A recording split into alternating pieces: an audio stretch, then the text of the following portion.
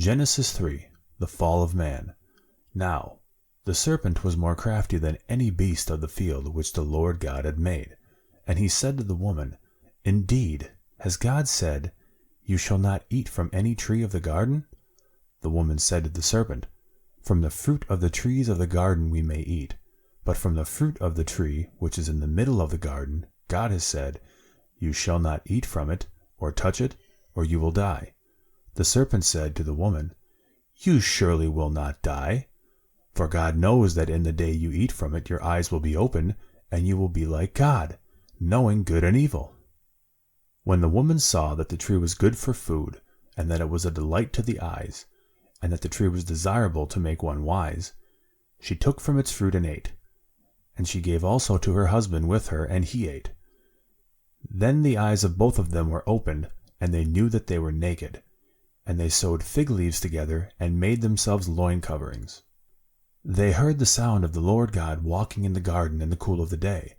And the man and his wife hid themselves from the presence of the Lord God among the trees in the garden. Then the Lord God called to the man, and said to him, Where are you? He said, I heard the sound of you in the garden, and I was afraid, because I was naked, so I hid myself. And he said, Who told you you were naked? Have you eaten from the tree of which I commanded you not to eat? The man said, The woman who you gave me to be with, she gave me from the tree, and I ate. Then the Lord God said to the woman, What is this you have done? And the woman said, The serpent deceived me, and I ate. The Lord God said to the serpent, Because you have done this, cursed are you more than all the cattle, and more than every beast of the field. On your belly you will go, and the dust you will eat all the days of your life. And I will put enmity between you and the woman, and between your seed and her seed. He shall bruise you on the head, and you shall bruise him on the heel. To the woman he said, I will greatly multiply your pain in childbirth.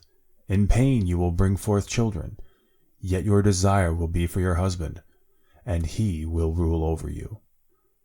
Then to Adam he said, Because you have listened to the voice of your wife, and have eaten from the tree about which I commanded you, saying, You shall not eat from it. Cursed is the ground because of you.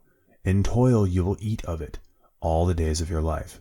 Both thorns and thistles it shall grow for you, and you will eat the plants of the field. By the sweat of your face you will eat bread, till you return to the ground, because from it you were taken. For you are dust, and to the dust you shall return. Now the man called his wife's name Eve, because she was the mother of all the living. The Lord God made garments of skin for Adam and his wife, and clothed them.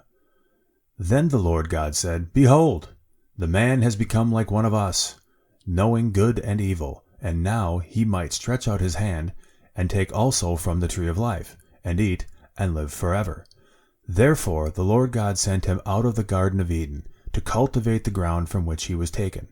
So he drove the man out, and at the east of the Garden of Eden he stationed the cherubim, and the flaming sword which turned in every direction to guard the way to the tree of life.